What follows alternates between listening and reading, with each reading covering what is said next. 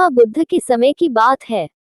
उन दिनों मृत्यु के पश्चात आत्मा को स्वर्ग में प्रवेश कराने के लिए कुछ विशेष कर्मकांड कराए जाते थे।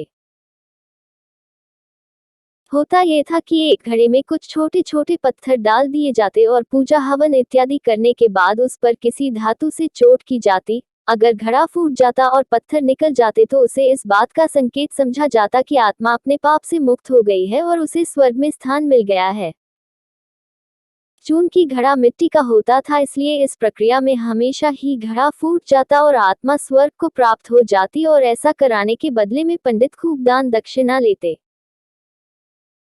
अपने पिता की मृत्यु के बाद एक युवक ने सोचा क्यों न आत्मा शुद्धि के लिए महात्मा बुद्ध की मदद ली जाए। वे अवश्य ही आत्मा को स्वर्ग दिलाने का कोई और बेहतर और निश्चित रास्ता जानते होंगे। इसी सोच के साथ वो महात्मा बुद्ध के समक्ष पहुंचा। हे महात्मन, मेरे पिताजी नहीं रहे, कृपया आप कोई ऐसा उपाय बताएं कि यह सुनिश्चित हो सके कि उनकी आत्मा को स्वर्ग में ही स्थान मिले। युवक बोला। बुद्ध बोले, ठीक है, जैसा मैं कहता हूँ वैसा करना। तुम उन पंडितों से 2 घड़े लेकर आना, एक में पत्थर और दूसरे में घी भर देना। दोनों घड़ों को नदी पर लेकर जाना और उन्हें इतना डुबोना कि बस उनका ऊपरी भाग ही दिखे।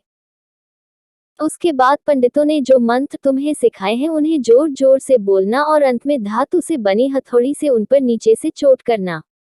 और ये सब करने के बाद मुझे बताना कि क्या देखा।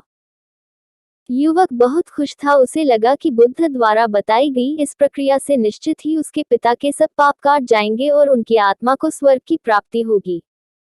अगले दिन युवक ने ठीक वैसा ही किया और सब करने के बाद वह बुद्ध के समक्ष उपस्थित हुआ। आओ पुत्र, बताओ तुमने क्या देखा? बुद्ध ने पूछा। युवक बोला, मैंने आपके कहे अनुसार पत्थर और घी से भरे घड़ों को पानी में डालकर चोट की।